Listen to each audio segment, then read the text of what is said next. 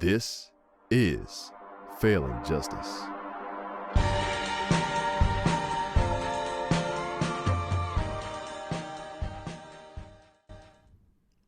Good evening, America, and welcome to the Failing Justice podcast.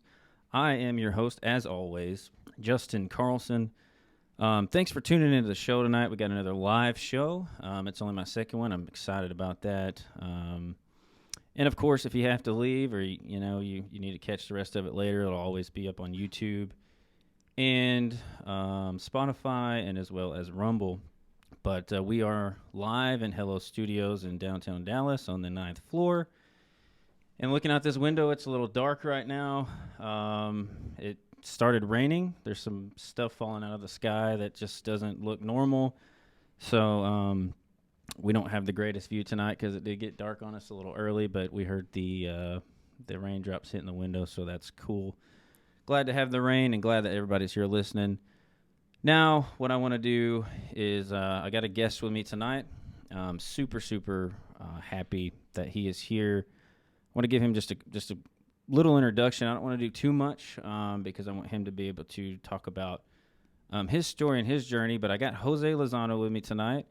Jose and I used to I'm just so used to calling him by his last name, Lozano. It's kind of weird calling him Jose, but he and I worked together several years ago over in Gladewater at the police department. We have both since gotten out of law enforcement. He is still out of law enforcement now, and he is in the private sector. Like I said on the post, he's a powerhouse selling life insurance, doing a heck of a job. And so what's crazy is Jose, say hello to the crowd, man. Hello, everybody that's watching. I think we're going to have more people tuning into this episode as well. Yeah. So listen, Jose, I trained Jose. He was in field training. He started in law enforcement. I was one of his field training officers when I was a sergeant. And so I have the privilege to sit here and say, I trained this guy. I don't know what he retained exactly, but hopefully it was good things. And so it's really cool to have somebody here that I actually trained. And, man, fresh off the jet, right? The honeymoon. Yeah, fresh off the jet. Just got married. When? We got married September 8th. September 8th. And you just got back from the honeymoon, landed yesterday? Yeah. Yeah. So he's newly married. Is it appropriate or right to say cancer-free now? Is that where you at on that? I would say I'm cancer-free, but you never know. It could come back, Yeah. Doctors tell me, hey, keep coming to your checkups, keep doing what you got to do, and you should be in the clear, So he had, it was throat cancer? Tongue cancer. Tongue cancer, Yeah. okay. It was spreading to my throat. All right, well. so just to put that out there in case anybody's like, hey, why does this guy sound funny? I mean, he had surgery, so, man, I want to hear about, let's talk about your exit out of law enforcement, and obviously you went into selling insurance, life insurance to be exact, yeah. But and then you got diagnosed with cancer last year. Talk about that journey just from, we worked at Gladewater together. I left first. Yeah. I think you and a lot of other people left, shortly after. And but talk about your experience, man, leaving law enforcement, entering the private sector, and then having this weight on you of cancer. And listen, I want to tell everybody that's listening, like, this dude, this is just the honest to God truth, probably one of the biggest motivators.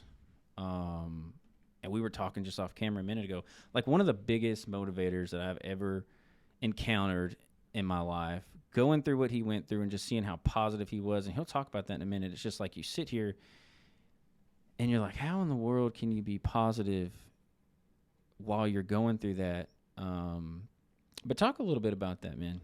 Yeah. Man, my exit, it was about towards the end of 2018, but I had been planning my exit way before.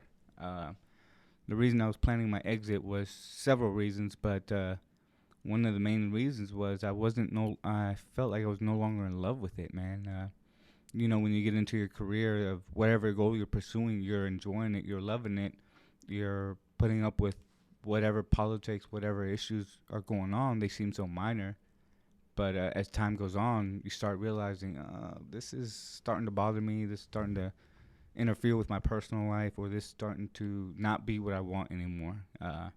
I think I grew out of law enforcement, and I think what really helped, or what was the push, was one day. At the time, I was still living with my parents, and I was debating on moving out. And I got into law enforcement at a young age, so I think I was about 26 when I was getting out. And I had been deciding, hey, do I want to live life on my own? Am I still okay with staying at my parents? Because they were like, hey, you don't have to leave. Just help out and pay bills around the house. So I was like, all right.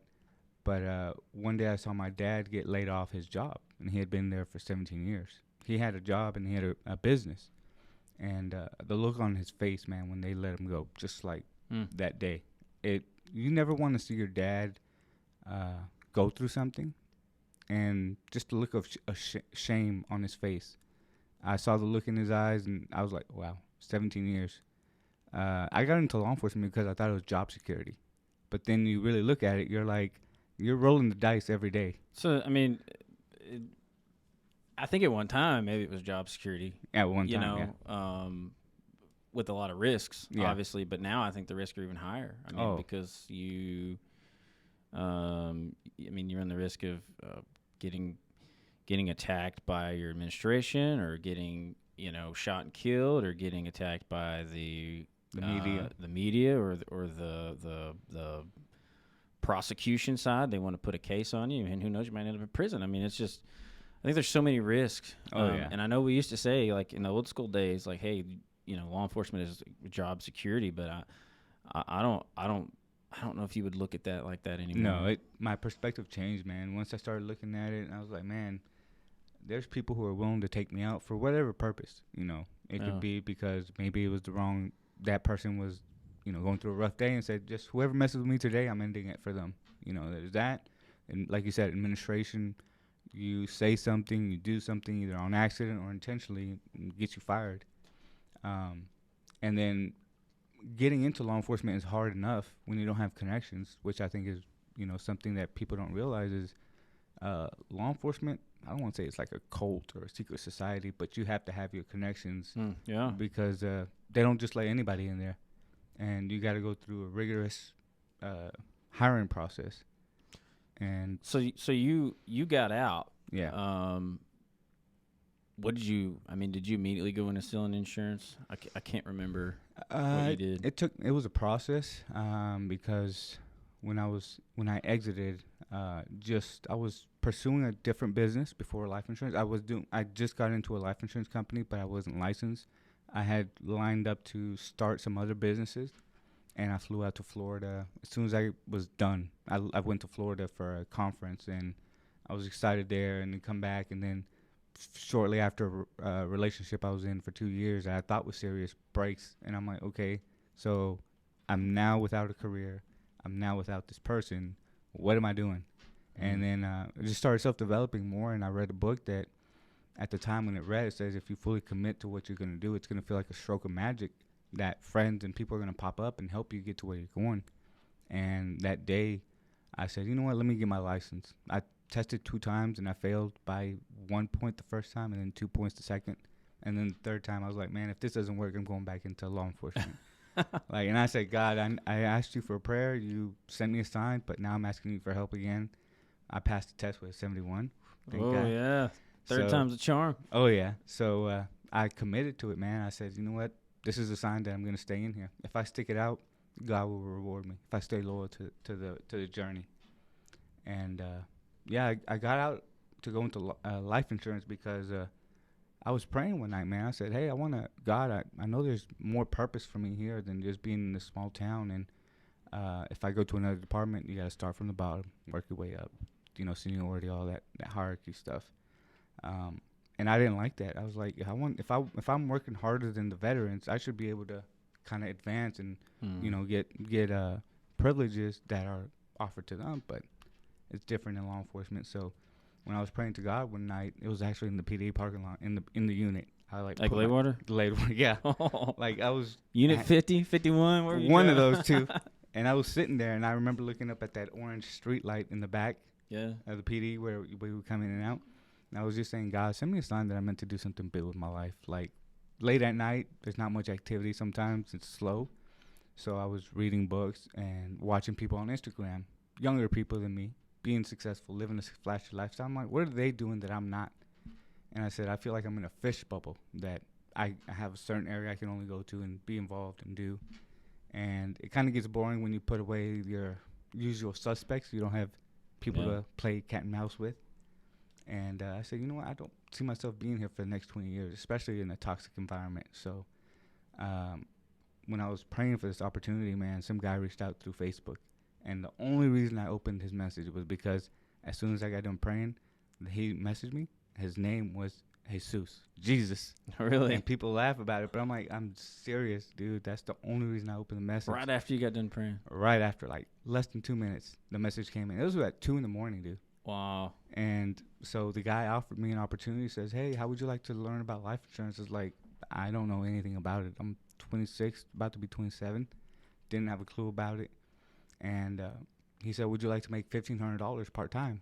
I was like, part-time? He's like, yeah. Dude, you know we were making. But oh, yeah. I tell people at the time. Trash money. Very trash money. It was, guys, I'll be honest with you. Every 2 weeks, I was clearing $1,200. Every 2 weeks. And it was real depressing because I got on Indeed looking at jobs. The guy at Applebee's was making $15 as a dishwasher. Nothing bad, but if a dishwasher's making $15 an hour and I'm making like 19, almost 20, I'm like, why not just go and do that? You know, I don't have to risk my life being endangered constantly 24/7. And then, like I said, reading books, I started thinking, okay, the money I want to get is not just for myself, it's for family, the future, you know, whoever I'm going to marry at this time. I was thinking ahead. And when the life insurance, I saw the presentation, it made sense, man. I think about how many young people there are out there that are going through unexpected losses of a family, friends, somebody around the circle is being impacted some way by untimely illness, unexpected death. And I noticed right away in law enforcement, there was one person who had a family member pass away. I went out there, worked it. An old lady passed away. The guy had like I don't know if it was his daughter or an adopted daughter, but I noticed shortly after her passing, he lost a home because I started passing by and I saw the grass growing so much. And one day I saw him walking on Highway 80 with his daughter, and I'm like, wow, what happened? And that's when I started thinking, well, she was probably the breadwinner, or finances only came through her, and because they lost it all, you know, they're out in the street. And growing up, I saw that as well in the Hispanic community. We see donation boxes always asking for money, and I thought it was just people not being responsible. And my parents never talked about life insurance, so I had no idea, dude. And then when I found this tool, I'm like, this is the answer I prayed for, because people are going to benefit from this eventually, and I'm helping them. You know, I didn't know what else to do. You probably, I mean, I know you did. You had a lot of kickback. You had a lot of naysayers, people saying, hey, you know, like, this is crazy. And it probably, between that and you entering in a new field, not knowing between the two of those things, is probably discouraging. Because, I mean, that's how people are. People from afar watch you. Yeah. You know, and whether they've got it together or not, they think they've got it together. They want. I made a post about this a couple years ago, and I say that there's two kinds of people in this world. Three. There's the ones that are with you, right? They're with you through thick and thin. You know, no matter what, they're gonna be right there. Yeah. You know, they'll help you bury a body, kind of thing. Yeah. Then you have the ones that kind of like me and you. Like we've maintained our relationship over the years.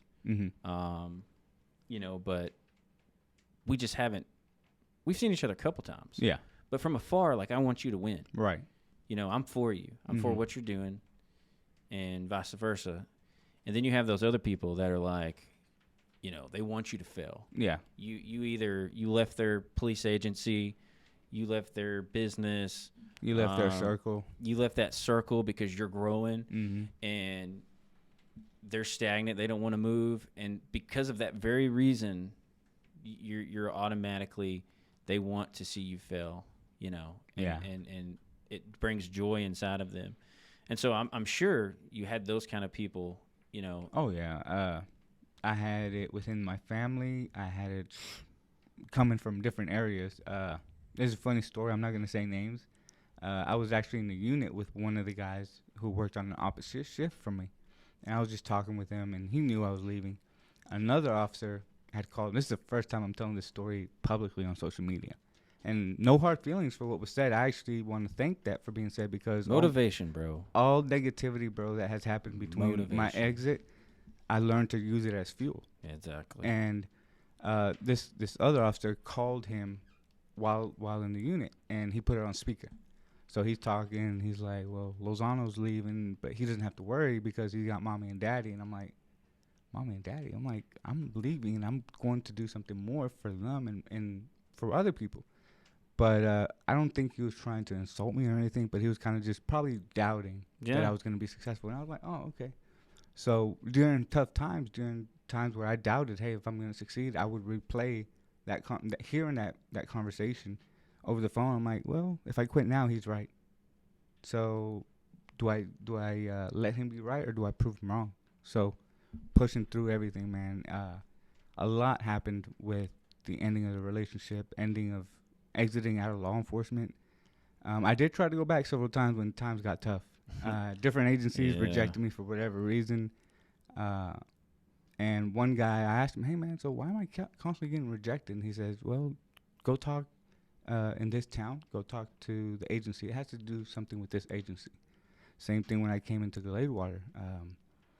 I was basically going to get hired, and then one of the detectives was like, "Hey, we got questions about you." I said, "What's up?" He says, "Everybody we called for references talked highly of you except your first police agency. What was up with that?" And I'm like, "Look, man, I could tell you what was up with that." I just want to let you know, don't be afraid to name names here. If you want to name names, put them out there, because that's all I'm saying. You don't have to. I'm just going to let you know. Well, I don't want to give them attention. Yeah. I would rather leave them. Maybe I'll write. I'm maybe saying this too early, but there's a book in the works. Yeah. That maybe I'll name names, not full names, but just first names.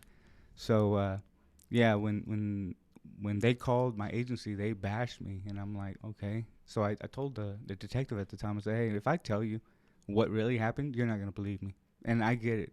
You're inside. I'm not. I'm trying to get inside, and you're gonna listen to the guy who's worked with me before. Of course, you're gonna listen to the guy that's on the inside who's still wearing a badge and a gun, because their word is gospel. Yeah, and the best thing I said was, "Hey, call these instructors, and they'll give you the info on what's going on, or call these other officers," because one of the officers I worked with at the first agency was at Gladewater, and thankfully she vouched for me. She told them what was going on, and I don't know what was all said, but I was leaving Gladewater, and by the time I'm in White Oak, I get a phone call. "Hey, yeah, we're gonna go ahead and hire you. We figured out all that was BS." I'm like, okay, cool. And I think when we were hiring another officer from the first agency I worked at, you even told me that sergeant wouldn't stop talking about me, like asking questions about me. So I think that agency has put out a reputation about me. I don't know what it was said, but wherever I went to apply at, that was an issue that held me back. So you got after you left, you tried to get back in, and you never got back in, right? No, I've went to several different agencies in East Texas, and I saw certain officers get hired who left, or who were, kind of exited out of their agencies. And you hear things here and there about officers and things they've done and issues they've had at the PD, and you kind of gotta weigh it out. You kind of gotta wonder, well, what's your motive for telling me about this officer? Yeah. So I did enough research, and I've heard from more than one person about this officer. And when I tested at this agency, this officer did not pass the time of, set of push-ups and the laps, and they still pushed this officer through. And I'm like, wait a minute. We all saw that this person didn't complete this in a timely manner. Why is this officer going through? That officer is at the agency and has caused some issues and still untouchable. I don't know what it is. Maybe because she's a female. I don't know. So, so you go, you get rejected, and obviously then you just kind of push through. You push through what you're doing with the life insurance, and you were successful at that. I mean, it was slow moving wheel, but you were successful. And fast forward a couple of years, and then you run into the brick wall of cancer, right? Walk us through that journey, because to me, man, like I said at the start, like, man, I was just seeing you go through that.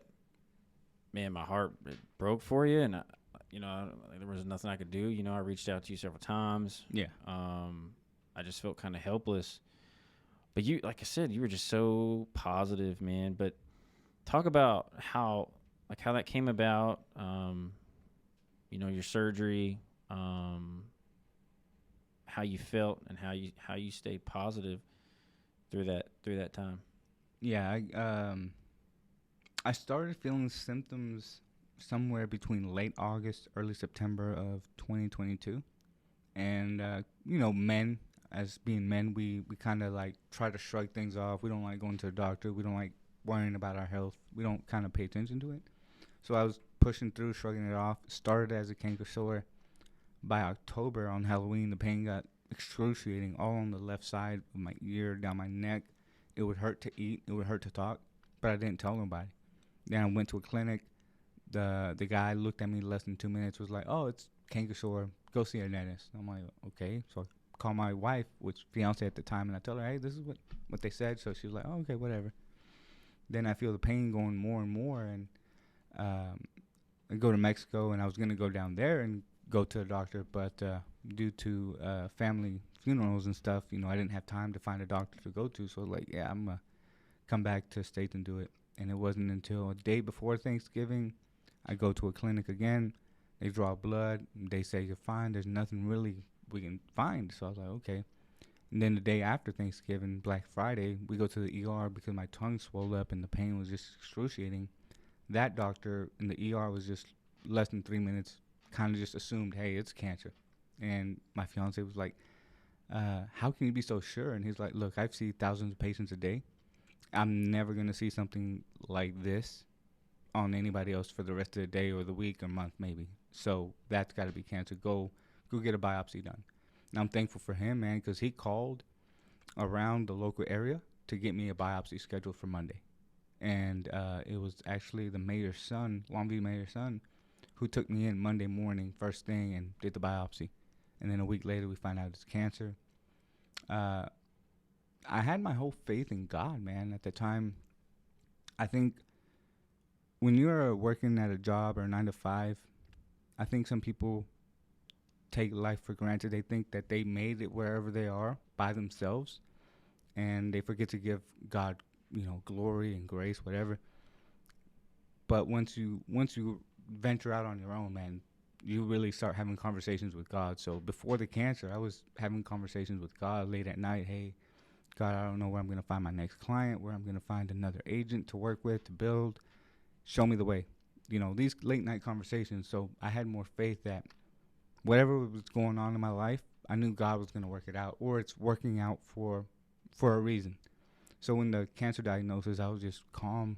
The doctor tried to ask me, why aren't you upset? Why aren't you this? And I'm like, number one, I accept reality. We're going to pass at some point. Number two, I have life insurance. Worst case scenario, my family's set. Best case scenario, I beat this and I get a claim from my life insurance policy. And then third, I said I trust God. This is happening for a reason. I don't know what it is, but maybe it'll help be a testimony to share the word with others, because you could tell somebody about something and they won't believe it until either it happens or they see it firsthand, of what you're preaching, what you're messaging. Again, we relied on God and the support and prayers of others, man. That was the biggest thing. And this was, so your diagnosis was October of last year, or was it December? December. Okay. That's when the biopsy came back and it's like, hey, you have stage 4 cancer. And I'm like, damn, And stage 4. you're 30, Uh, 30? 29? 30. All right. So, what happened then? I mean, what was the plan? Man, just we went with we went to look at several options. We kind of realized, hey, best option is go with the first doctor. He told me originally tongue was gonna get removed, and we were kind of like, oh crap. But then I told my wife, I said, let's just ask God for a miracle, and let's put the word out, see if we can get prayer support, because I truly believe in the power of prayer. And so I said, if it's just us two, that's okay, but I would feel more comfortable if more people prayed. So the more support, I think God will answer your prayers faster if there's enough support behind you. So when we prayed shortly a week before the surgery, good news came of a third option of, hey, we could dose you with a high level of chemo, and hopefully it shrinks the tumor. And we said, okay, let's roll with it. And again, been doing self-development way before. I've read plenty of books about the power of the mind. And so I said, okay, here's the testing phase. Will my mind be powerful enough to get me through this? As long as I keep my faith in God and remain positive. When you read stories of people before you who've went through harder times, how they got through it, it's power of belief and power of prayer. And so I said, let's apply this. So chemotherapy, we got through it. And towards the end, we saw results that the tumor was shrinking. It was from a walnut to a pea size. So I was like, oh, okay, so that means you don't have to cut me that bad? And he was like, well, we're going to see if we can get in there and remove it without having to split your jaw and everything. And he broke that like a couple of days before the surgery. He's like, just FYI, we might need to split your jaw and remove some teeth and stuff. Is that what they did? Yeah, that's why I have this nice, pretty cool looking scar all the way down into the sides. So I was like, oh, crap. So going into... I saw, of course, knew you were in the hospital, and you were careful with what photos you posted them later. Now I think you share them for your story, but man, I remember seeing you, in the hospital, and it's so crazy. I always stand on, like, how was this dude so positive? Like, but there had to be a time. Was there a time in there where you were just, we're not Superman. Right. There had to be a time where you, like, feeling low. It wasn't until radiation that I felt low. Radiation was so different. The doctors kind of prepped me for it. They kind of said, you're going to hate yourself, but don't give up. And I'm thinking, like, really? I've never really hated myself to an extent that I want to give it up or quit in life. And, yeah, man, it got to that point because every day, first thing in the morning, you wake up, you go get fried all around your neck, your throat. And towards the end of radiation, I just kept vomiting up mucus or phlegm, stuff like that. And I could be talking to you for 5 minutes and then just comes out. And I'm like, holy crap. And then it got to a point where for several weeks, I couldn't talk. So imagine everybody around you can talk, but you can't.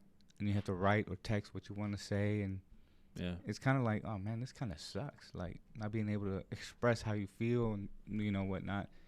But when that happened, man, I would watch documentaries or movies of something inspirational. Like, I never knew how important that was. I knew it was, but going through that journey, it's even more important to really keep your mind positive. And reading books as well. I've reread several books during the journey, and I think that's what helped as well.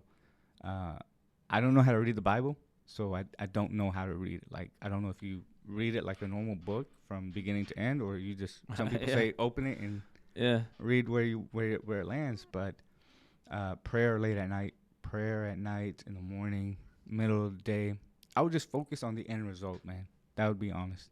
Dead honest. The low point with radiation, I did want to not go. I was like, man, let me just quit. Like, let me not go. But then I said, no, you got to finish it. Like, finish what you start.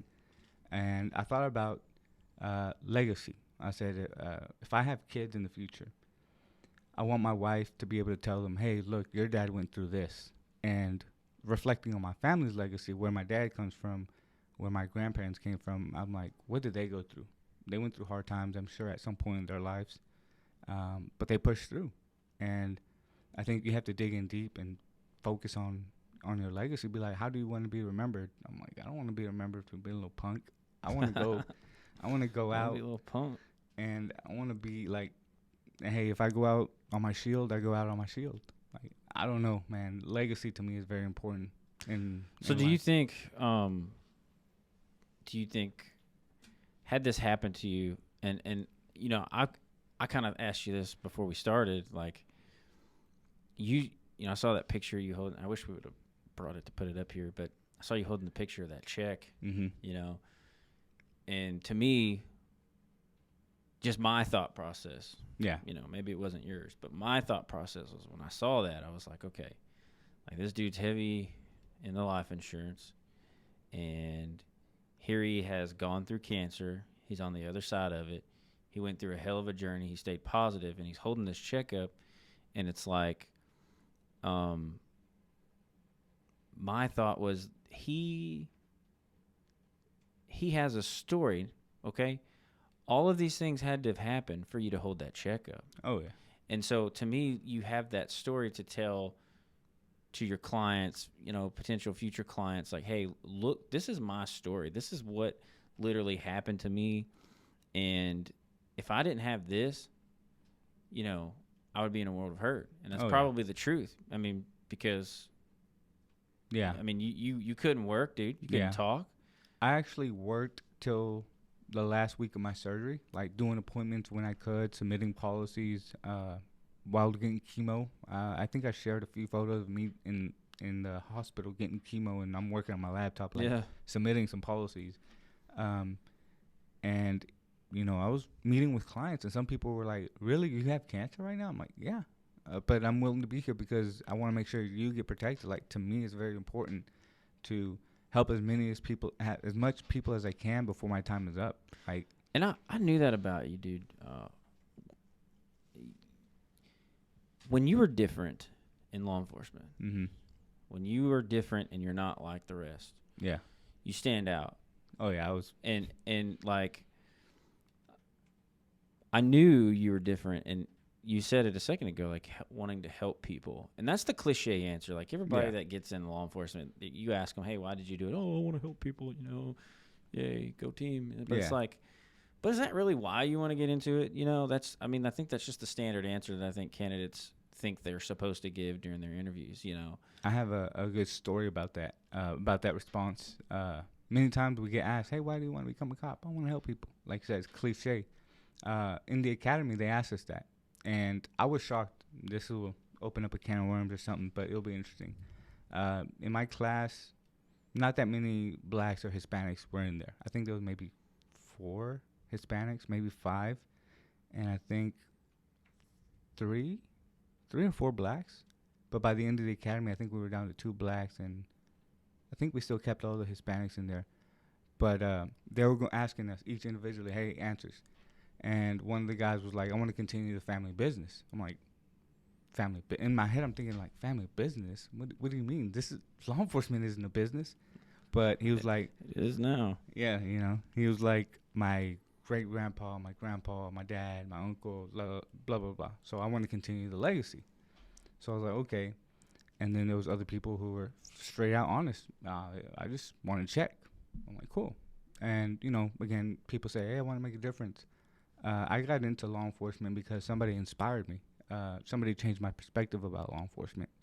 Growing up Hispanic, you're being told the police are bad, they're going to take you away, all this fear mongering. And I think the parents make the mistake of putting that fear in the kid about law enforcement. So mindset has to be changed. And this one officer changed my mind, man, because I was clueless at 18. I didn't know what I was going to do at high school. And so this one officer's like, hey, what do you think about doing after high school? I'm like, I have no idea. He says, you ever think about becoming a cop? I said, no. Do you think I could become one? He's like, yeah, why not? And that was the first, that response, why not, started growing in my head. Why not? Why not become a cop? Why not, you know, do something that is supposed to bring honor, you know? You look at an officer, you see respect, dignity, integrity, all these positive qualities. And I was like, yeah, I want to do that. So told my family, and they were like, you become an officer? No way. You're Hispanic. They're not going to hire you. And so then I asked him, hey, so what do I need to do, or how do I go about it? And he's like, go to the academy. I was like, that's it? He says, yeah. I said, do I got to go to college and get a degree? He's like, not really. He's like, but if you want to, you can. So along the journey of working crappy part-time jobs and jobs here and there, I had that vision of becoming a cop. And from 18 till 21, 22, I always kept in my mind I'm going to become a cop, and doing ride-alongs with different agencies, learning how different agencies work and all that, trying to get my name and face recognized. So I knew when I submit an application, they see my name, they're like, oh, yeah, we know him. He's dedicated. He comes in on weekends and spends time. We know him. We see that he's committed. Do you think the way that you were in law enforcement, your mindset,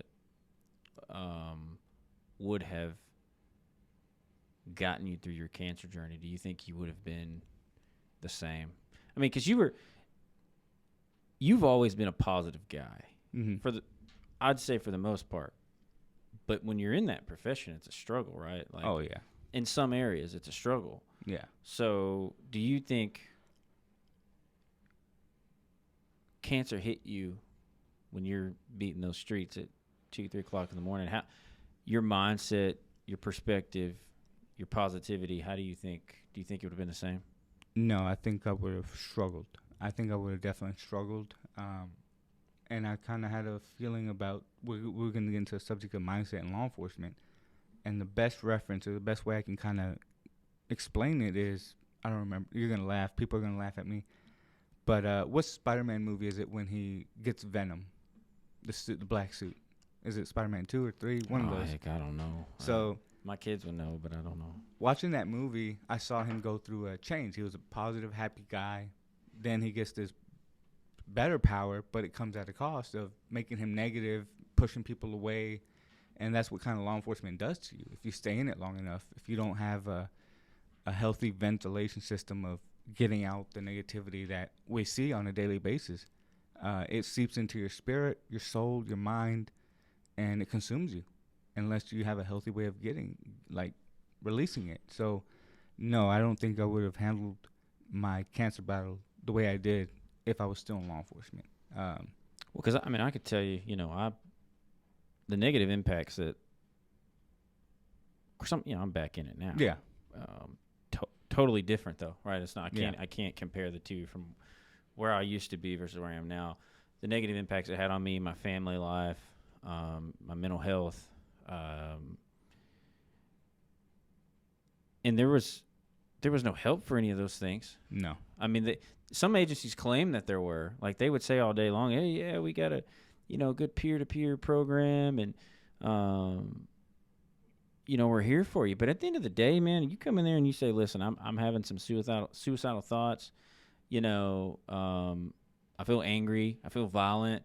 I hate everything around me. If you go in there and you tell your administration that, you're done. You're done. You're done. You're a liability, and they're like, hey, get them the hell out of here. And they to this day, and I know some people are taking strides. Some agencies across the country are taking strides to better that, but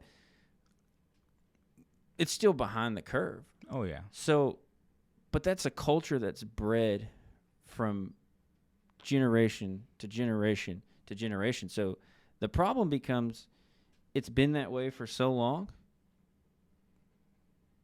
and that's what people are teaching the new guys as they come in. They're continuing to teach them those same things. Yeah. And at some point, just like I said earlier when we were talking, you got to break the generational curse. Yeah. We have to make changes. It's the same way within the profession. Yeah. There's like this weird stigma that if you ask for help, you're weak. You're mentally weak, or you're I don't want to say that word, but you're a pussy, basically. Oh, Jesus Christ. And that's how you're looked at. Hey, I got on my podcast that it's explicit, so just FYI. Yeah, I should have confirmed. That's all right. That's all right. Everything says explicit. Yeah. So, that stigmatism is still there, and officers need help. We're human. at the end of the day, we take the badge off. You know, we work for 12 hours and we're home, hopefully, for another 12, sometimes less. Yeah. And I think same thing with the military, man. They deal with the same issue, humanizing themselves again and being vulnerable. You know, they don't have as much help. I know a realtor in Longview. She became an agent with us, and you know, she kind of told us stuff that she dealt with and had to overcome, and how the military life is. And she's like, yeah, there's not enough help, and people don't want to admit they need help. So that's why we have suicidal rates with veterans as well. You know, but in law enforcement, man, there's got to be big changes being made. The way hiring process is done, we need to raise the standards. I think law enforcement has kind of lowered the standards in some areas. I've always said this. I don't think you should be able to be a cop until you're 25. I'm gonna be honest with you, because I think about the crap that I was doing from, you know, in my early 20s. Yeah. I'm not gonna talk about it. Yeah. You know, and I know I trained you. I know some stuff you were doing. Yeah. And it's like, dude, you know, you can't go to Florida if you want to go rent a beach condo. You can't rent a beach condo until you're 25. Yeah. You can't go down here to Enterprise, and you can't rent a car until you're 25. Mm-hmm. But you're telling me you can go through a 6-month academy at 20 years old, as long as you're 21 by the time you graduate. You can go carry a gun, carry a badge. You already have the ego, right? Because they instill that ego in you when you're in the academy. You know, you were supposed to be a badass. You're not weak. People out here trying to kill you, Mm-hmm. you know, and you got to stay on guard. And while all those things may be true, people do want to kill you, right? There has to be a balance. Yeah. There's got to be a good blend, because you cannot just live your life that way. Yeah. You know, on duty and off duty. Yeah. And I think I had some great instructors in the academy, and you know, every weekend they said, "Hey, no DWIs and no family violence." That was 2 things they would say to us before we go leave for the weekend. And I think because, like, say, hey, like, don't drink and drive, and don't beat your wife. Yeah. Don't get into any kind of those crimes, because then you're out. And because that's what cops do. yeah, like it's a reality. You know, some people won't admit it, but some people know of an officer who's having issues in his relationship and putting hands on, but you know, she's not willing to say anything because he's the breadwinner or he's the provider of the family. And she's like, well, if I put him away, there goes my my security. You know? But one thing as well is, jokingly, that one of the instructor was like, kind of saying, you're going to be the cop that does this, you're going to be the cop that does that. And he pointed to me, and jokingly, he said, you're going to be the cop that's going to be banging the Whataburger chick in the back. And I'm like, what? Why me? He's like, man, you're young, you're good looking, and you're single. He's like, in 3 a.m., you're going to be bored. Listen, I think we all know an officer that was banging the chick in one of them restaurants at some point or another, right? I mean, that's funny. You know, that's funny. I cannot confirm nor deny, you know. Yeah. But, you know, you hear things. You do, And citizens don't always lie. Sometimes they tell you the truth. And that's the thing, man. Sometimes, and I'm sure you can attest to this. When you're deep in it, Mm-hmm. right, and you're working, and that's your life. You live it, you breathe it, you sleep it. Like, you don't when you're embedded in that culture, you don't. When a citizen comes in and they want to complain, Mm-hmm. what is the first thing we say? Oh, that's bullshit. Yeah. You know, that's like They're exaggerating. But being out of it and seeing what really happens, and you Yeah. open your eyes to things, and you're like, okay, a lot of that stuff probably wasn't BS. Yeah. Well, actually, while I was in it, I actually believed some of the citizens. This is weird. I was responding to an alarm call one night, and driving by the high school, I see a group of kids fighting. I thought they were fighting for real, so I'm like, what do I do? Do I break up the fight, or do I go check out this alarm? I get on the radio and just kind of say, hey, there's a group of kids fighting. After this alarm check, I'm going to go over there. So go back, talk to the kids. Turns out they were just play fighting, you know, typical teenage kids. And we're just shooting the shit, just talking. And then they asked me one day, they're like, hey, are you sleeping with an officer? I'm like, what? They're like, yeah. I said, what do you mean? They're like, well, we've seen 2 units parked out here on this area of Gladewater, and one of the units is rocking back and forth. And I'm like, what? And they're like, yeah, it's you, right? I'm like, dude, I don't work with a female officer. So not on my shift. Man. I said, I'm not the one doing this. So they're like, but does it happen? I said, look, bro, I don't know. Well, did you just see, I think maybe it's South Carolina. Yeah, I know which video You know what video I'm talking about? Yeah. That bald-headed officer. He's got Yeah. he's got a black girl. They're kind of like kissing up next to the car. Yeah, He opens the back door of the car. at a playground. Man, I was gonna put that on this podcast a couple weeks ago, and we got focused on other things. But he opens the door. She gets in the back, and then that fool gets in the back, and they're at like a public, like a soccer field, or Yeah, because there's somebody filming it. They got the Yeah. camera up, and they're like, "Oh man, he's getting in the back seat," and it's like, so yeah. I mean, it happens, and man, so much stuff happens in law enforcement that if you were to tell the public, they wouldn't believe you. They're like, there's no way that's happening, or there's no way that this is going on. And you're like, dude, it really is. Like, I was different in law enforcement because before I got into it, I was hanging around the wrong crowd. Not doing stuff, but just learning how they move and operate. Because in my mind, I'm like, I want to be a cop. But how do I become a really good cop is I learn how to think like a criminal, study them. So when I go into the field, I know where to look, how to talk to them, how to treat them, how to win them over. And I think that helped me a lot in my career was I always remembered, hey, at the end of the day, I'm human, and I got to treat people with respect.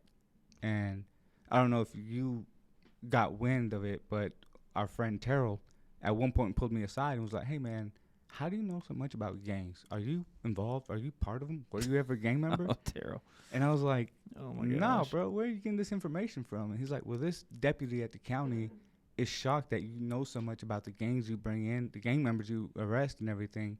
And they talk highly of you in Gregg County. I'm like, really? They talk highly of you? He's like, well, that's what he says. And he's curious about how you know so much. And I'm like, well, number one, I grew up around some of them in school. Number two, I went to gang courses on my own time. I paid out of my own pocket to go to these trainings and get certified. And I just told him, I just study people. I look at tattoos. Like, there's meaning in tattoos. And there's language. The language that they speak, you got to understand it.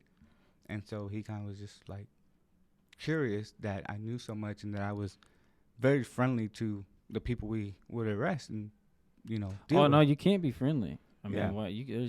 you start being friendly, then you start getting accused. Yeah. I mean, it's like, it's literally damned if you do, damned if you don't in the profession because, I mean, I remember there were guys that were giving you crap about, I was called a hug-a-thug cop. Yeah, hug-a-thug, and it's like, those things, man, just like, just because you're dealing with somebody or you're arresting them, or you're talking to them and you're going to end up filing a case on them or whatever, they're still human beings, man. Oh, yeah. And that's the thing where we've got it wrong too is these guys with these egos who everything's black and white. There's no gray. Mm-hmm. Everything's the complete letter of the law. You can never operate in the spirit of the law. It has to always be, it's just, it's sick, man. It's ill. Yeah. And speaking of, so I got this video. I want to play this because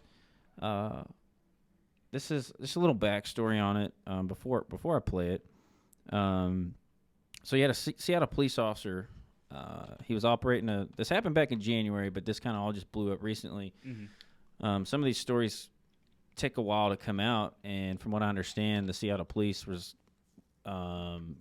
giving a lot of pushback on releasing these videos and stuff, so that's probably one of the reasons why it took so long. But so Seattle police officer back in January, I think he was actually going to a hot call. He was running lights and sirens and doing somewhere between like 68, 75 miles an hour.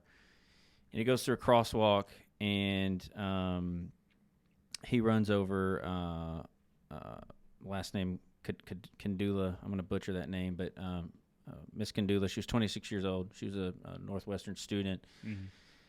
And he plows through this intersection, hits her and kills her. Okay, obviously, total loss, total tragedy. So then they called out a drug recognition expert, also on the Seattle police force. Go figure. Mm-hmm. Police and the police. to do tests on this officer to make sure that he wasn't, intoxicated or had any drugs on board. And so this officer's named Daniel Adur. He responded, and I don't know who he was talking to on the phone, but he was making a phone conversation. He didn't realize his body cam was on. And this is how he was talking about the young 26-year-old girl who had her entire life ahead of her. Mm-hmm. This is how he was talking about her. I want to play this. The Office of Police Accountability is investigating a body camera video captured in January of this year, the day a 23-year-old woman was hit and killed by a Seattle police officer. The officer, who has not been charged with the crime, was responding to an emergency call and was in a 25-mile-per-hour zone when he hit and killed Jannavi Kandula. Kandula had the right-of-way in the crosswalk when she was hit by the cruiser going approximately 63 miles per hour. Well, tonight, Seattle police released a video from another officer reacting to that crash the same night. And we want to warn you, some of the description is graphic. I think she went up on the hood, hit the windshield, then when he hit the brakes, flew off the car. But she is dead.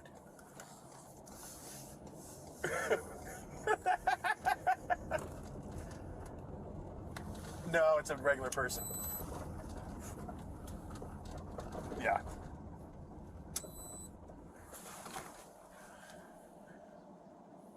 Yeah, just write a check. Just, yeah, $11,000. She was 26 anyway. She had limited value. Wow. And I mean, come on, like what? And so before because I'm going to dive off and talk about, I mean, there's a point to why we're bringing this up. Yeah. This guy had been a cop. He shouldn't be a cop. Real quick, go over some of his disciplinary record. So in 2010, Adur was one of dozens of officers who savagely beat a suspect, or he's mentally ill, causing permanent brain damage. Seattle PD settled for $1.75 million. In 2014, he received a complaint for a woman he arrested who claimed he sexually harassed her in a holding cell. There was no audio of the incident, so they issued a training referral. 2015, Adur punched and choked a homeless man inside the ER at Harborview Hospital. Seattle PD's Force Review Board ruled that the force was unjustified, but ultimately cleared him. 2016, Adur was investigated for using force against a black woman while she was handcuffed. This was prohibited by SPD policy, obviously, unless there are exceptional circumstances. They also ruled conveniently beyond the view of the in-car video. It was lawful and proper. So this is like, 4 now? 2016, he was investigated for punching a woman in the face. He was cleared of any wrongdoing. 2016, he was suspended for 4 days for taking part in an arrest while on an off-duty ride along with his brother, who was an officer in another jurisdiction. He violated the person's Miranda rights and failed to report the arrest to a supervisor. 2018, he was also reprimanded for making demeaning, unnecessary comments about a woman's mental health during a traffic stop. And the one I want to highlight, I got another video here. For full transparency, this was like a really, really long video. So I did edit it so we're not sitting here looking at all the crap we don't need to look at because we don't have all night. But the video I'm about to play, so Adur was one of several officers who stopped 2 Mexican immigrants under false pretext. The officers were caught on camera verbally abusing them and roughly arresting them. One of the officers, Corey Wilson, and I'm about to say a foul word here, so if you got any children, listen. He threatened his partner that was with Adur. He threatened to skull fuck one of the arrestees. And so here's portions of that video. It's just about 3 minutes long. I want to play it so everybody can get an idea. So who this is the officer that was on the video that we just played, and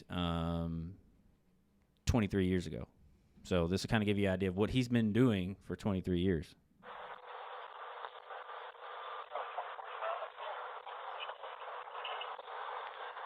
Why are you asking me questions then? You don't know. How about you shut the fuck up? Shit.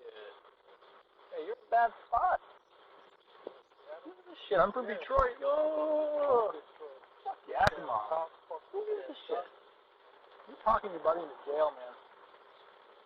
You gonna let him do that? Cool with me. Hey, I mean, I don't know why you guys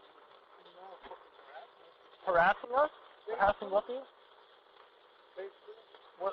How are we harassing you? I don't got warrant. How are we harassing you? Hey, shut up. Get out of the car. Get out of the car. Get out of the car. Do what they tell you to do. You understand? No question, man. Both DOC active and you want to act like assholes. That's real smart, isn't it? I wish we could take you somewhere else. Take me to prison. Fuck you. Spread your feet. Spread your feet. Yes, you are.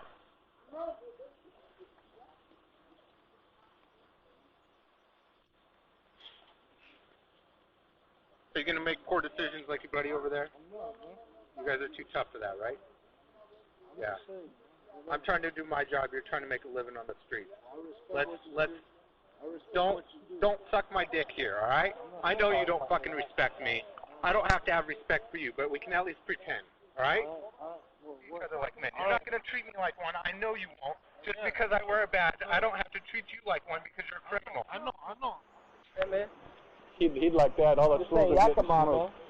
All the schools. This is not Yakima, homeboy. This is a big city. You talk like that to the talk like that to the police, you get hammed up. Yeah, I'm not a Yakima country fucking busting police officer. You know what I'm saying? You guys act Hey, like man, that over there. what do you weigh, man? Like a $140? Yeah, $140, but I bet y'all take it, man. Break your neck, homeboy. Yeah, put me on the camera. This badge is the only thing that's preventing me from dragging you down the street. All right. So clearly, that's the same officer. You know, he's been doing this for over 2 decades now, behaving that way back in 2010. Here's this 2023 making fun of a girl who just. I mean, these are clear and obvious issues, and I think you and I can both sit here and say, you know, we have been around guys like this, a lot of guys. Yeah. I mean, a lot of guys. But that's what they ingrain in you. Mm-hmm. You know, it's fun to sit back there and banter back and forth with the suspect and talk crap to him. And, you know, I mean, you heard what he said right there. He said, you know, you talk crap to the police, you're going to get hemmed up. Like, where's that legal? How is, you know? And so this is what we are facing. And you got guys like me who come out here and I call this BS out, and I'm hated by a lot of law enforcement because of it. Like, oh, you're just sitting over there Monday morning quarterbacking, you know? And I'm just like, well, if the shoe fits, you know what I'm saying? Like, and I think those people that may hate what you're talking about or don't agree with what you're talking about is because either they're doing it themselves, they've been a part of it, or it's an ego, man. They in their head is you don't disrespect the police for whatever reason. But I think we have the freedom to express ourselves, if I'm not mistaken. yeah. And in the academy, they told us right off the bat, you can't take anything personal. You can't be offended. You're in this profession, and you can't afford to get offended. But why? Why does it? You can't get offended, but it still happens. Yeah, and you know how many people I said that talked about my mama and you know my daddy and my wife and you know so much stuff. Yeah. You know, I remember one call we were on. Some girl was just being disrespectful as hell. I was in training phase, and I was like, holy shit, like, and you know, what was said, and she needed. Sometimes officers need to say things. They don't need to use power. They need to put people in perspective. The best advice I was given was, don't fight back. Use verbal judo instead. And I think that's why I didn't have any that much hands-on incidents. If you remember, I Yeah. never deployed a weapon or pepper sprayed anybody. I got close to tasing, but for whatever reason, right when I was about to pull the taser, they stopped, and I'm like, okay, cool. Well, there's no. I mean, obviously, we're trained in de-escalation. Yeah. That's supposed to be a big deal. We have all these trainings, and I've said this before. Officers just go into the trainings, and they sit there, and they're just there because it's mandated. Yeah. And they have to get their hours, and so it's like, I'm just here because I have to be here. Like, oh, I got to work tomorrow. I don't want to be here. And they don't pay attention, and then for whatever reason, the instructors Don't care. Don't hold them to. they just give the answers out. Yeah. Okay, it's time. We're just gonna have answers. Okay. Yeah. Let's read the question. Is it A, B, and everybody just like you get 100. Like You just get 100 for showing up. TCO, Texas Commission on Law Enforcement. I mean, they do their best trying to regulate all this and do their audits and stuff. But, I mean, it's a problem. You said it, ego. So you have this guy, this cop, Adur, who is obviously. I would like to know how many divorces the guy's had. I want to know what kind of family background he has, because it sounds like racism was instilled in him. Oh, 100%. Like, yeah. Like, I didn't believe that, I've been offended by whites, blacks, even my own kind, man. Like, it's hard being Mexican-American sometimes because people in Mexico are like, you're not real Mexican because you're not from Mexico. But yet, you're over there. They don't like you. They don't accept you, or they're jealous of you because you have papers and you're born over here. You're here and you're hated because you're Hispanic. You're not American or black, whatever. And I never took it personal. I was just like always curious, why are you offended by me, or why do you dislike me? What's with you that you dislike me? Like, what's eating you up inside? And again, you read books about self-development. They teach you that, hey, if somebody's spewing stuff at you, it's because they're dealing with something internally. Yeah. So this guy, I don't know what he's got going on in his personal life or what's happened to him in his life, but he's just, again, power tripping. But we're hiring guys like that. We're putting guys like that on the street. Mm-hmm. And I mean, I sit here and read 1, 2, 3, 4, 5, 6, 7, 8 incidents where he's been disciplined for multiple violent things, and kind of makes you wonder why he wasn't fired way before. Well, so I talked about a couple weeks ago. I believe it's Massachusetts who have put out that disciplinary. I can't remember what they called it. You can log online and see where officers have been disciplined. Mm-hmm. It's statewide. If you're a certified officer, you can see your disciplinary record, mm-hmm. On the internet. And a lot of people disagree with that, but I think that's a great step because to me that brings transparency, and then also you can have that accountability because you don't have to sit there and fight to get those records and find mm-hmm. out, okay, what has this guy done? You can just see it right there. But I mean, in a case like this, I mean, obviously these guys, I mean, they just keep letting this guy go, keep letting this guy go, keep letting this guy go. And now look, he's in the news. He's made their agency look bad, and then he's made law enforcement as a whole look bad. But we're still letting this crap slip by. And I think a lot of times nowadays people think, agency administrators think, oh, well, we're shorthanded. We got to but, man, there's no place for this. No. I always question, why do the good cops get fired so quickly, but, the ones who have committed way worse things are still there? Like, yeah. How are you still in, and this guy who, I don't know, maybe did something super minor, nothing big deal, is kicked out, And then, like in your case, I don't know what you did at your first agency. Oh, I actually want to talk about that. To piss those people off. It's been some years since we had this conversation, but, it sounds to me like you were doing what you were supposed to do. I was actually wanting to be a real cop. So everybody knows I got my first foot in the door at a college, a college police department. And I actually was not going to take that. I was actually applying in Houston area, I think in Katy. And I went down there, tested everything, was going through the process, and they basically said, like, hey, if your paperwork comes back clear and everything, you're golden. You're in. And I was like, oh, okay, cool. But I had submitted so many apps at other departments and gone through so many hiring processes. When I came back from Houston, I was making the drive. The college chief called me and says, "Hey, how did poly go and whatever?" And I don't know if I did bad or good. The polygraph examiner said indifferent, or he couldn't get a reading. Inconclusive. Yeah. So I was like, man, I don't know. I think I failed. I said, I don't know how I did. And he says, oh, well, yeah, don't worry about that. We'll just go ahead and hire you. And I'm like, what's the point of putting me through a poly if you're still going to hire? Like, Yeah, get me started on that. I questioned it. And so I was like, all right, and he kind of said, hey, FYI, if you're on board with us and you make it a full year, you get college for free. So I was like, okay, this is when I thought you still need college to be successful. So I was like, okay, I get some experience, hang on for a year, take some classes. It works. That was my mindset. No brainer. So I took him up on the offer, and I got started. And I started really quick, started realizing he just wants me to be, a cop that just waves and walks people to their cars, not actually do real police work.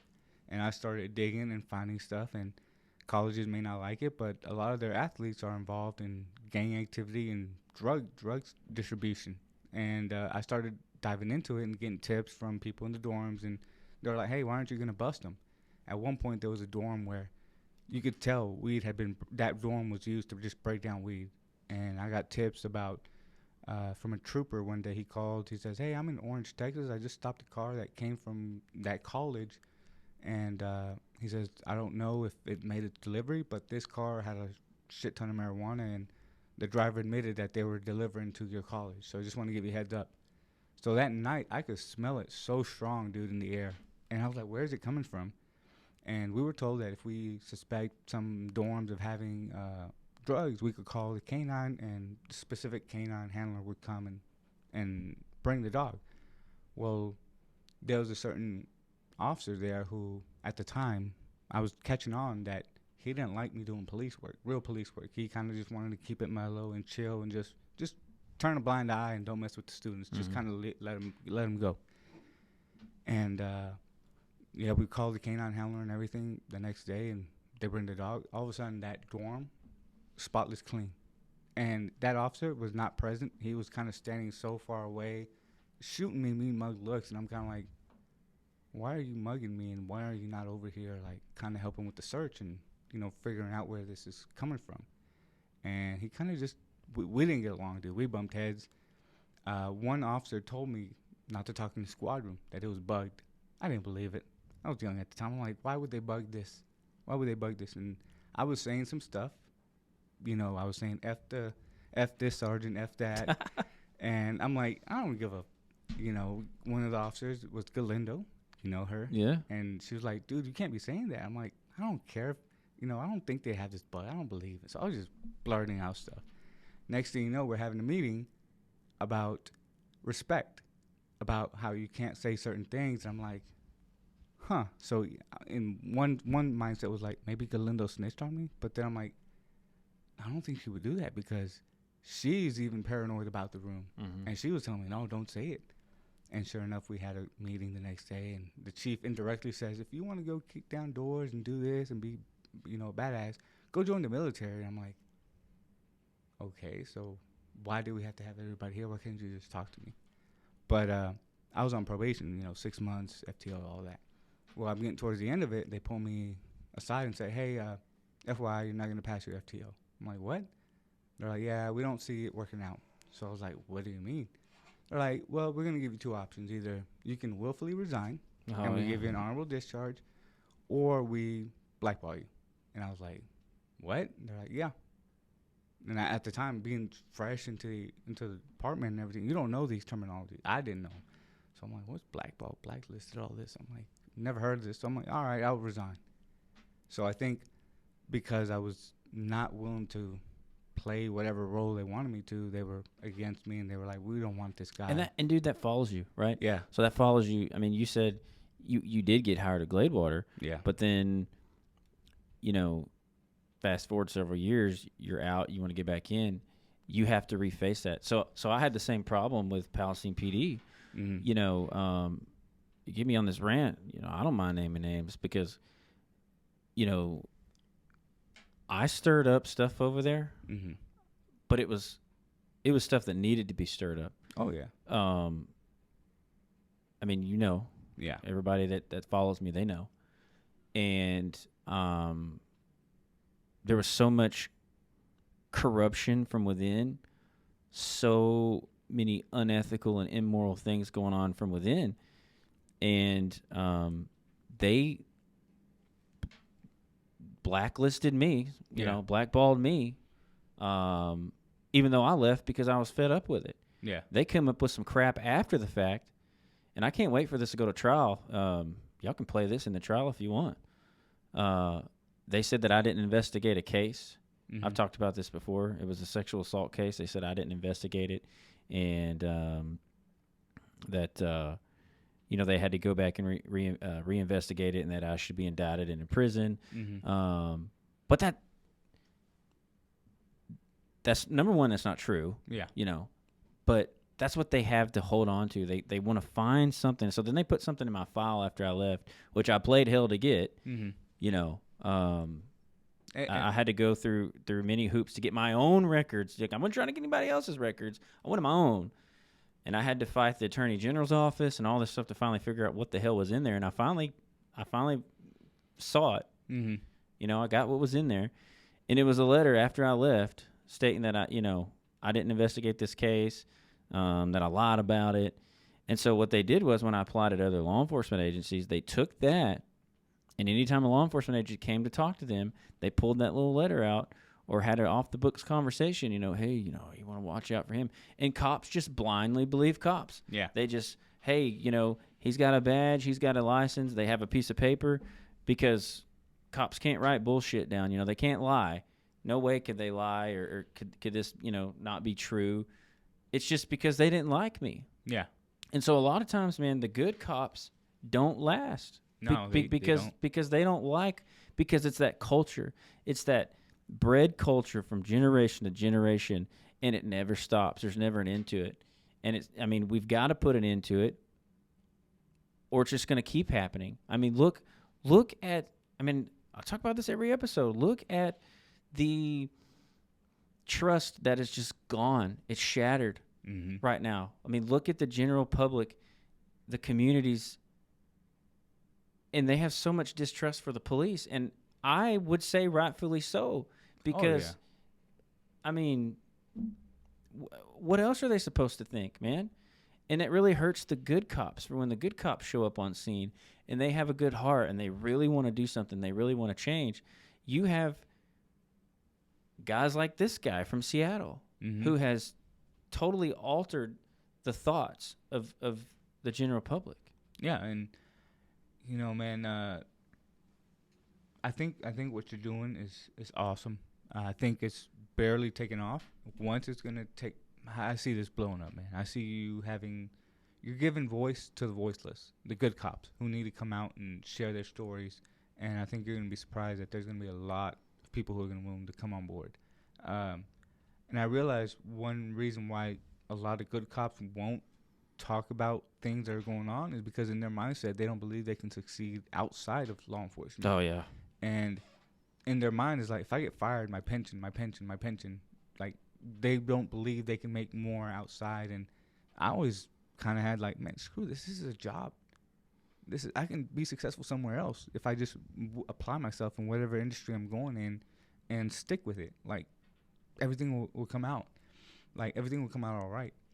And I think that's just the thing, is people are too scared, or they're financially in a tight bind, meaning they have a family, and trying to raise a family on a cop's salary is tough. Oh yeah, man. Especially now, even more with inflation, dude. Even more from the days, and dude, I don't think Gladewater has increased their pay very much. No. I saw the other day online. I saw a firefighter post from that the city of Gladewater posted, and I think they were starting out at like 42,000. And it's like, shit, I started out lower than that. Yeah, I think we were. Yeah, I mean, it's lower. like 38s, 35, 38, somewhere around there. Yeah, and it's like how, and I look back then, dude. I had 2 young boys, both under the age of 3. I had a stepdaughter, 6, 7 years old, wife. Like, But just imagine, you're right. Like now, and it's hard to find, dude. It's hard to find good jobs out there. Oh, I I think a lot of people are gonna apply at UPS. I don't know if you've I heard. saw they were. Yeah, They were picking up their pay. they're about to lose cops because cops are gonna realize, hey, I'm risking my life over here when I could just be delivering packages and making roughly Who 100K. wants to deal with this crap? Nobody wants to deal with what you have to deal with.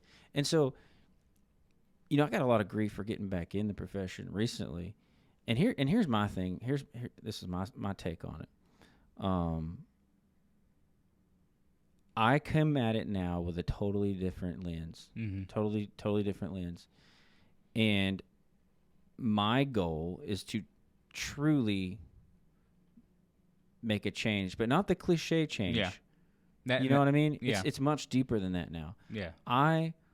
Because we have to start within. Mm-hmm. People don't realize the war that is raging within the four walls of any police headquarters, any given police headquarters across this country. Yeah. Right here in Dallas, Texas.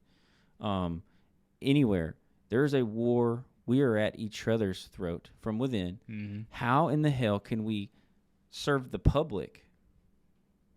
It's all political. Yeah. It's for political gain. Oh, yeah. And your head is just a step as a ladder to climb up. And it doesn't matter. They'll put their cleats on and they will stomp that head to climb that ladder, dude. And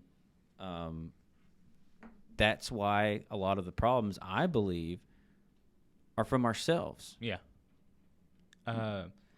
Dude, it's crazy what you talk about that stuff. It's within, and not just in law enforcement. This is in every industry. It's within. And just like you said, you're back in it.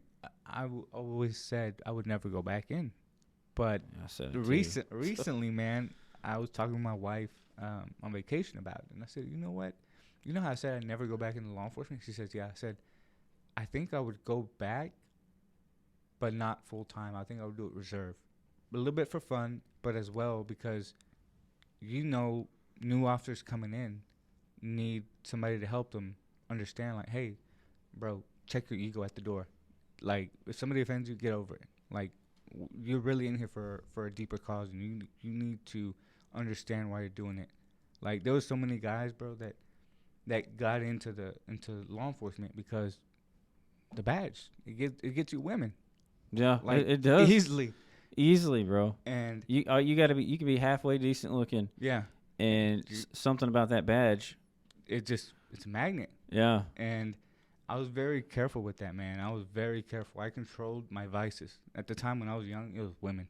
Yeah, and I was like, let me be very careful because one of the instructors said, hey, as fast as that badge can get you the pussy can take your badge. Yeah. So that always stuck in my head. I'm like, yeah, whatever girl I'm talking to or meeting with at the time, I never told them I was a police officer. I told them I picked up garbage on the side of the road. I told them I'm a street cleaner or whatever. I was like, if you like me, even though I have a crappy job that I made up, then you probably like me for me or for my looks, whatever the case may be. And how many officers flip out the badge? But how many officers have we seen that have been destroyed? Oh, countless. Because, and they call them badge bunnies. Yeah.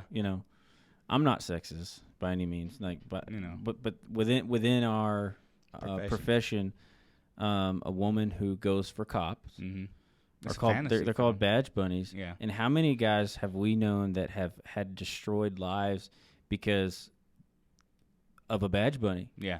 And that's a real thing. And you're right. I mean, exactly what you said. I mean, that badge, I get it, but that'll take the badge. And we just wage war with ourselves because this is what we're taught. Cops are taught from the beginning to be this way. And 10, 20, 30 years, 40 years into it, they're alcoholics, womanizers, narcotic users, anger problems, steroids. Oh, yeah, that's a big one right there. I mean, you name it. Everybody has their vice. I'm not talking trash about vices, man. But what I'm saying is a specific group of people, law enforcement, we are entrusted or should be entrusted by the public to go out and do a job and do it. Lady Justice wears a blindfold, right? I had Richard Miles on a couple weeks ago, that podcast.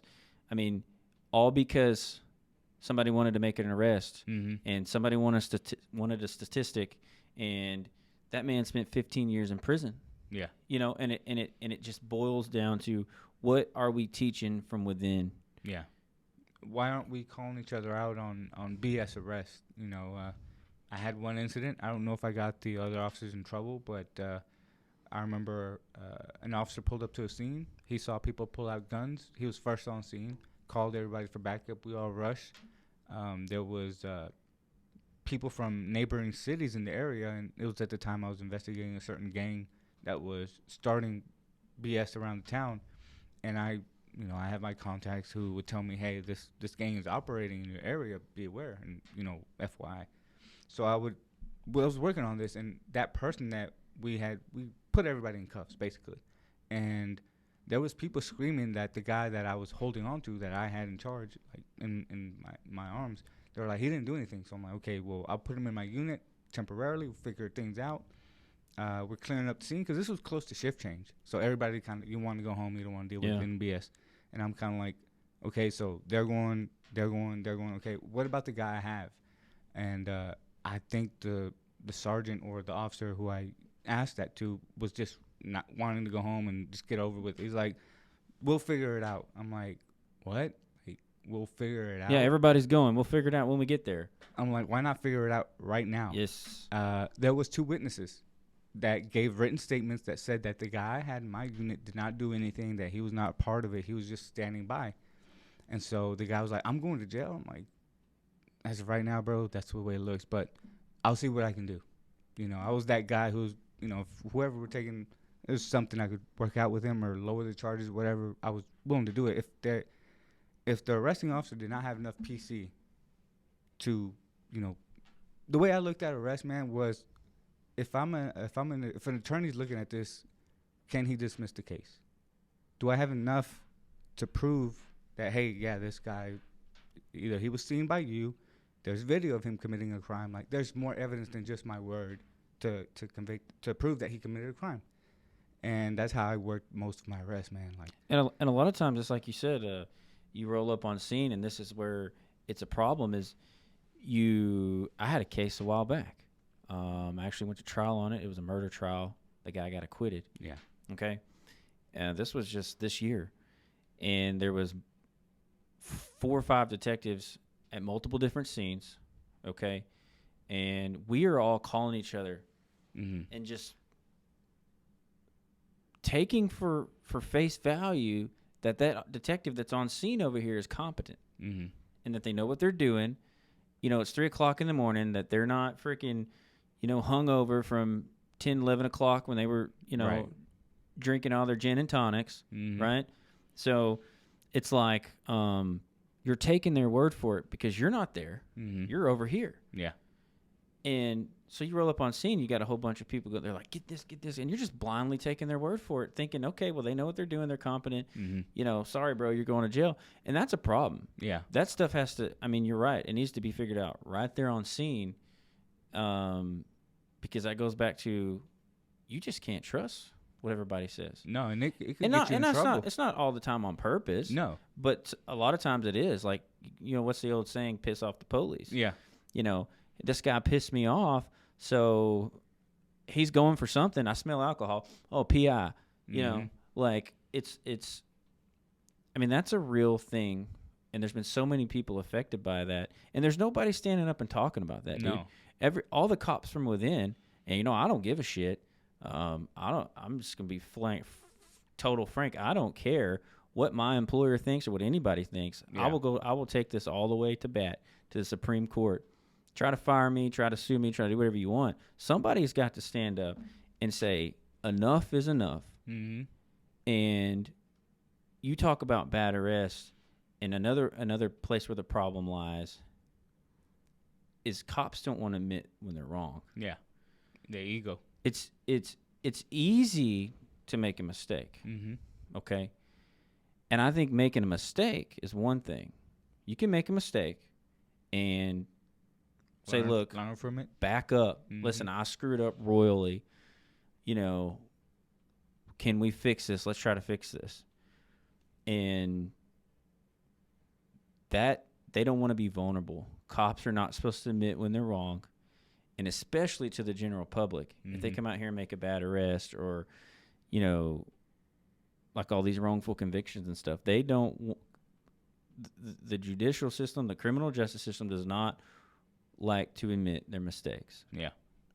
And I think things would totally change if everybody who raised their right hand and took an oath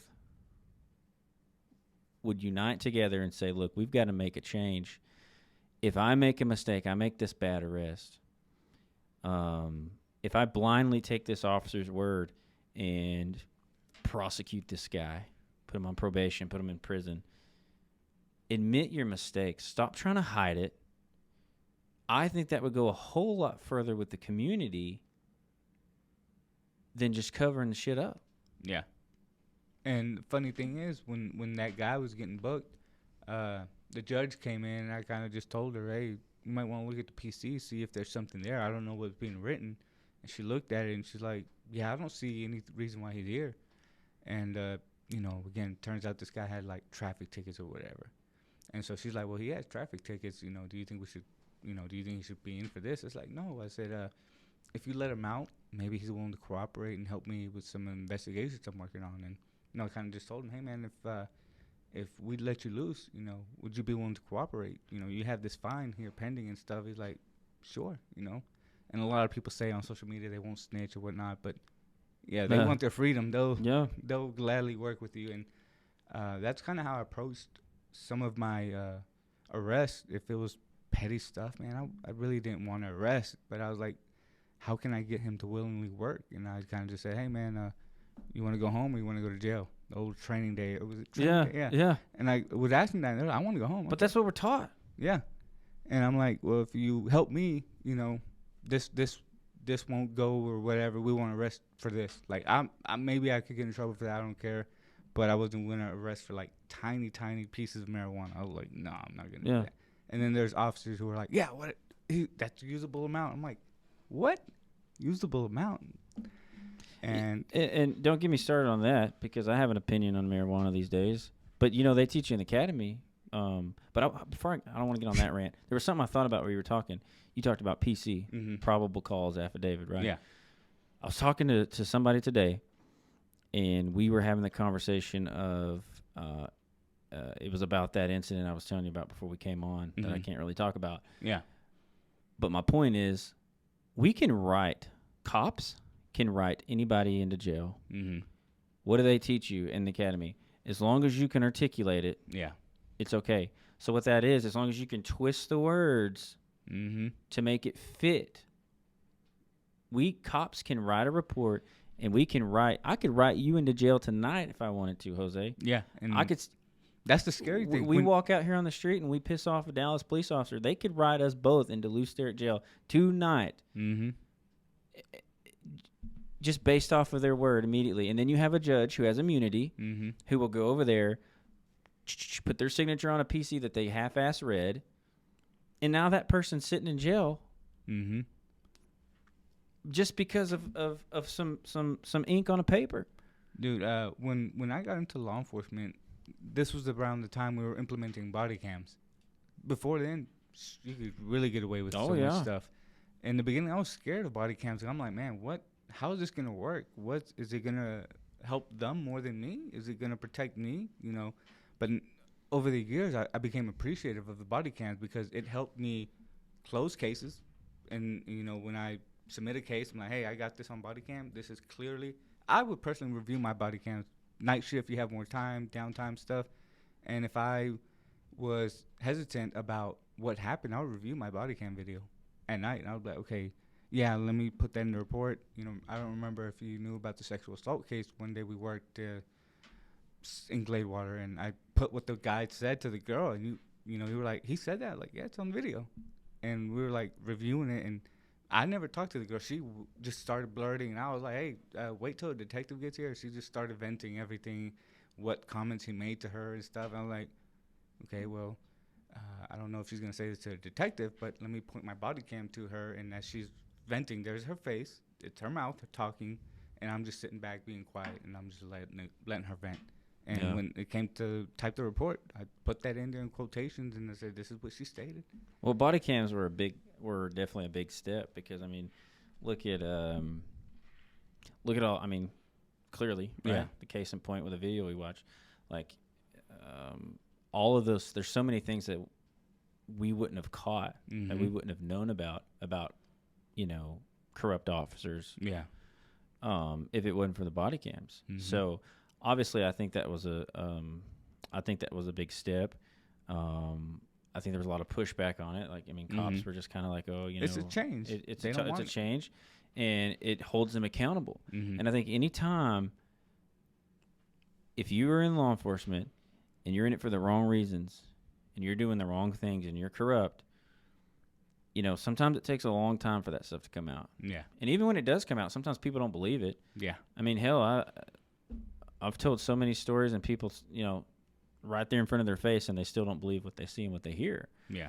But I think it brings some accountability. But my thing is, there is nothing more powerful than your mind and what you put in your mind. You mentioned you wanted to know how this guy was, what his upbringing was.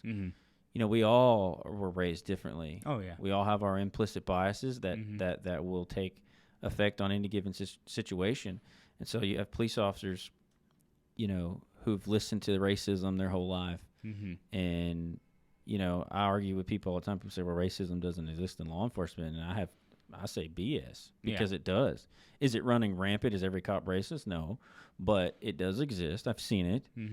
And it's what you put in your mind. And I think the biggest change, truly, I mean, if we're going to make a change in law enforcement, if we're going to make a change in the entire criminal justice system, or as Richard Miles puts it, criminal legal procedure, if we're going to make a change as a whole, it literally starts at that police training, in the academy, the hiring processes within the four walls of the police department, and in your mind, because your mind is so powerful.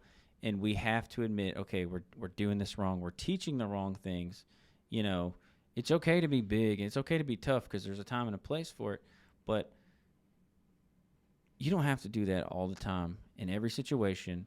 And I think the biggest change, it's going to come from within. It's going to come from what we are teaching these men and women that are putting these uniforms on. And if we're teaching them the same thing over and over and over, it's just a hamster wheel, and it's not going to stop. No. I've been talking, there's got to be change. I don't know the exact way. That's a starting point. The academy is one point. But as well, we have to change admin, because admin it's something else. It's a different animal, man. I never got high enough, but I've seen stuff happen where certain agencies, it's a dog. What would you call it? A dog and pony show? Yeah, dog and pony show. When some people get promoted, they kind of tell you, hey, you should try and apply for this and that, and you go through the process thinking it's going to be fair game, but there's already an agenda made to who's going to get promoted and who's not. Well, that's it, man. And you just because you see a sergeant on the street with stripes and that person's in charge of whatever scene they're on, you automatically look to that person and you say, okay, they know what they're doing. They've been promoted. They've been tried and tested. They have knowledge. But a lot of times that's not the case. No. Because of what you just said, the promotional processes that are happening, dog and pony shows, especially in civil service. And I don't think you've ever worked for a civil service agency, but I did. In a civil service agency, as long as you hold the position under the rank that you're trying to go for 2 years, you can take that promotional exam. Yeah. And as long as you pass, as long as you get a 71 or a 70 over a 69, or some, I could make a 98 and somebody can make 100. That person that makes the higher score on a freaking test that asks the stupidest of questions is going to get that promotion. Yeah. And it doesn't matter. It doesn't matter what their disciplinary record looks like. it doesn't matter. None of that matters as No. long as they've passed that test. Yeah. And then you have non-civil service agencies Mm-hmm. like Gladewater. Gladewater's Yeah. a non-civil service agency. And if somebody likes somebody in their mind, hey, you can put in, you're eligible to put in for it, but in their mind, they already know who they want to choose. Yeah. And so you can sit them down, you can ask them all the questions on the review board, but it doesn't matter. Yeah. I've always said leadership is not a matter of the mind and the heart. Mm-hmm. And I'll argue with anybody. I don't think you can create a leader. I think leaders are born. Now you can cultivate them. Yeah. You can build them. You can build them. Give them, and that's what Rob Vine did to me. Like Mhm. he tapped into what my potential was. Mm-hmm. And I don't mean that in a prideful way. Like, Yeah. oh, I'm just a natural born leader. That's not what I mean. Yeah. He saw But some potential. He saw potential in me, and he allowed me to grow that. And I'm thankful for it. But you can't just put anybody in leadership. That's in any organization, but Yeah. especially in law enforcement. Yeah, I was hesitant about ever wanting to become a sergeant because I kind of, talked to some of the other ones, and I asked them, hey, so how is it? Or, what does it feel like? And some of them are like, dude, I would rather just stay patrol because it's too much responsibility and liability on me and the pay isn't that great. What's crazy is, people that I would arrest would kind of ask me, hey, Lozano, when are you applying for sergeant? Because, man, you're a hell of a cop. And I'm arresting them, bro, and they're telling me they want me to be a sergeant. And I'm like, nah, it doesn't work that way. And It's because you treat them like a human being. Like you had a humanistic approach to your encounter with that person, and you didn't make them feel like they were dog crap on the bottom of your shoe. Yeah, and, it's funny that so many officers do that, man. Either unknowingly, unconsciously, whatever, or because they come from military that they still have that mindset that I can talk to you and treat you whatever way. And I'm like, dude, that's not how you win people over. Yeah. I think something that in the academy should be instilled is how to win friends and influence people. I think that book should be implemented. Exactly, in the academy. man. Even the academy, it's a dog and pony show. Yeah. They are cramming all of this mandated training at you in a short amount of time. And I don't know if your academy was this way, but my academy was this way. They were all big on, we've had, we have a 95% pass rate. Yeah. Our pass rate is this, and this is good for the state because Numbers. they see that we're teaching but really at the end of the day, they're just reviewing the test and literally giving you the answers. Mm-hmm. And if you have no choice but to go in there and pass, you're not really retaining. If you don't, I'm going to be honest with you. I mean, obviously, I'm in law enforcement, so I'm kind of taking a dig at myself here. But you don't have to be smart to be a cop. No, you really don't. All you need is a freaking GED, and can go in there and retain just a little bit of, like, because it's repetitive. Yeah. Hey, what are you supposed to do at a four-way stop sign? And they go over that over and over and over and over and over until you have that ingrained in your mind. And it's just the numbers. It's a statistical game. And I think you personally know that there's people who have degrees in the oh my God in law enforcement and think because they have that they know so much, but they are horrible at working with people, working with others, even in their own department. And I'm just like, man, that's why nobody wants to work with you, or nobody wants to back you up, or nobody wants to be involved with your cases because you think you know it all, and it's your ego driven. I'm like, they run around and they wear that bachelor's degree on their lapel like it's look at me. And I'm not knocking school, man. I think I'm not knocking school because I really think it's important. But when you go and you're learning curriculum, it's not teaching you. That's why I say on the job training. Mm-hmm. Who you have as a field training officer matters. Yeah, big time. What kind of person you are What you are on the inside. That makes a big difference with these communities that we serve. It's you got to start, and if you can catch them in the academy, if you can catch them there, there's a sliver of hope. But we're doing the academies wrong. Yeah, we're doing it wrong from the start. I kind of wish the academy was more stricter, meaning they filtered people out more. I'm pretty sure you've seen some people that physically didn't pass certain things and they were passed along, or everybody, because not everybody scored, we're just going to give you some points to help everybody push through. I'm like, wait, what? Yeah. Like, everybody's getting points? Like, how did we all fail this one test? Like, it can't be the whole class that failed this portion. Yeah. Something's going on. And, I would ask certain people above me, elders, people who were more years of experience, and one thing they said repetitively was, because I would vent to them, and I say, hey, man, this is going on. What do we do, or what do I do? They would say, just play the game. I'm like, wait, what? What does that mean? Just play the game.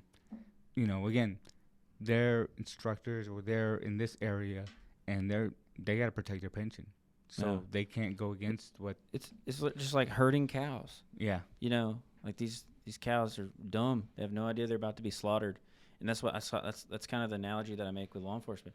We're just herding cows, and they have no idea what they're about to face, how their lives are going to change, and the important role that they truly have when they pin that shield on their chest. What that really means. It doesn't mean power. Does it mean power? I mean, in a way. Yeah, in a way. But you can't look at it that way, and that's how they look at it. And that's when I was 21 years old, man. Young and dumb, and the cliche answer was what we talked about. I just want to help people, but man, we're not doing it right. No, and it's a ripple effect, man. We think, oh, it's just it'll move on. No, you impact people's lives in so many ways. Yes. Maybe because you put this person in jail, maybe it negatively impacted their family, and it goes and goes and goes, and maybe a generation later, it even affects them there. A lot of the gang members I talked to on the streets, I would ask them, hey, man, so how are you part of this? Where you jumped in, all these requirements, and they're like, no, I was blessed in. I'm like, okay, I knew what that meant, but in gang terminology, blessed in means you were born because your mom and dad is a gang member. That automatically makes you that gang member as well, because it's a tradition and it gets passed down. And some of the people are like, I'm not a gang member, but, some agency has documented you as one because of X, Y, Z, and I'm like, whoa, like this is crazy that this person doesn't have they don't want to be a part of it, and yet they're affiliated automatically just by association. And I was like, yeah, let me call this agency. Hey, this guy's saying he's not. I don't see any records. I don't see any kind of indicators of him being involvement of anything. Why is he still registered? Well, he was born in it. I'm like, and you're not gonna bother just to take that out, or clear him of any wrongdoing or being wrong affiliated with anything. And it's just like, oh, it'll clear out in 3 years, because I think it's 5 years, if I remember correctly. You're in the system for 5 years as a documented gang member. As long as you don't have any more run-ins or incidents, it'll clear you out, supposedly. Yeah. And so I was like, whoa, what I'm doing as identifying people as gang members, I better be very good at this. I better make sure that I can prove, hey, he's affiliated.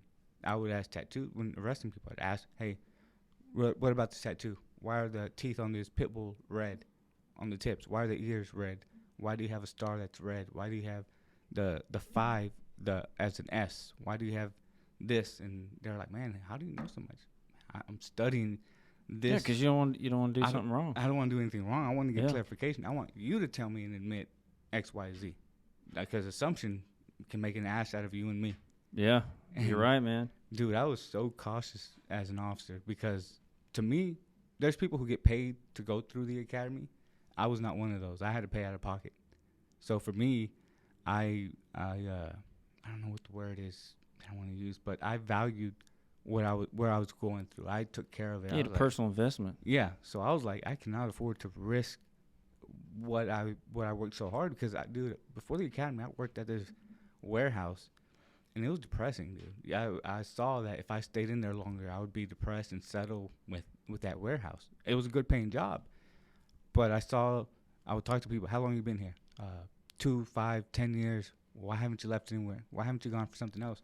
I have a record, or I'm not going to find anything but better paying than this. I'm like, well, so if I don't make a move, I'm going to be stuck here. And I saved up money to get me through the academy. There was people in the academy who were getting paid from PDs, so every Friday they'd go out and celebrate. They didn't really study. I was like, no, I asked for advice from different officers who I did ride-alongs with different agencies, and I asked them, hey, so what's the best advice? They're like, get around a group of people who are serious as you are, and don't, party and waste your time. They're like, just focus. And so I did that, and I think I had more appreciation for the badge than some of the other cadets that I graduated with, because either they got paid to go or they just kind of didn't value it. And to me, it was very special. Like I said, I'm not here to bash cops and say law enforcement is negative and all that. I want to see it thrive. I want to see it progress and help people. Like, I want to see positive changes. Well, we've and that's the point of this organization and this podcast, is because that is what we have to do. Man, hell of a conversation, dude. I appreciate you coming on. Congratulations on getting through the cancer, getting married.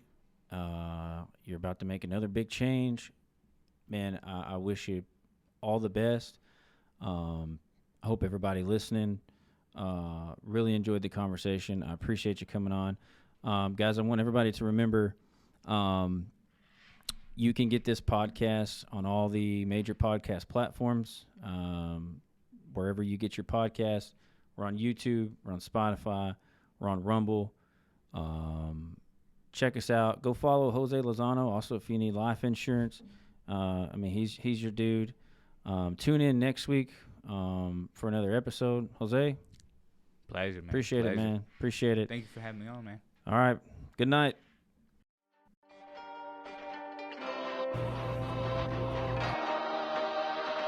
This is Failing Justice.